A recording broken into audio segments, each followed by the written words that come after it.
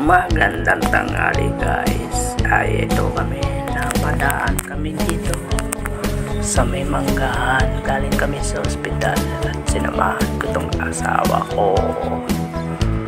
Ayan, may ginawa sa ospital. At ito, nakakita namin ng Krusty Crunch C6 House. Ayan, ang mga menu niya.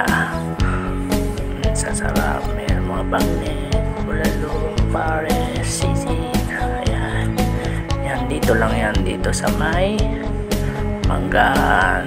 Yan, sa may malapit sa stoplight, liliko lang. Ayan, bali yan ang Krusty Crunch Sisig House. Ayan, makikita lang yan, maliit lang.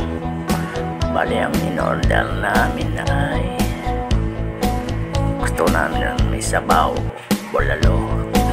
Bali ang bulalo ay mura lang, nasa 100 pesos, 2 person lang.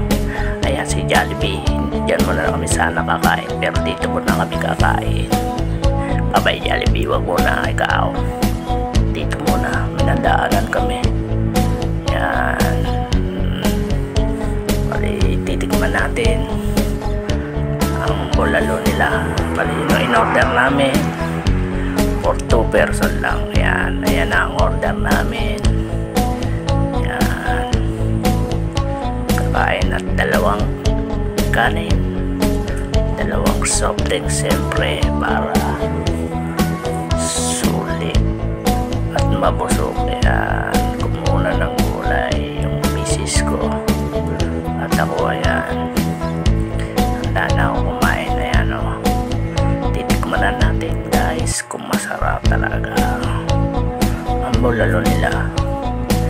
Kainin natin yan, gulay, pampaso gulay. Yan, gulay, yan, gulay naman. At titikman natin guys. Yan naman, yan, sarap.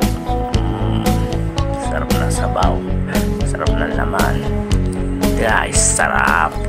Punta lang kayo dito, marami pa dito, tabi-tabi ang kainan dito. Yan, sarap. Kaya kami napadaan at magtanghalian guys. Soft drinks muna ako, medyo masarap. Bye bye guys.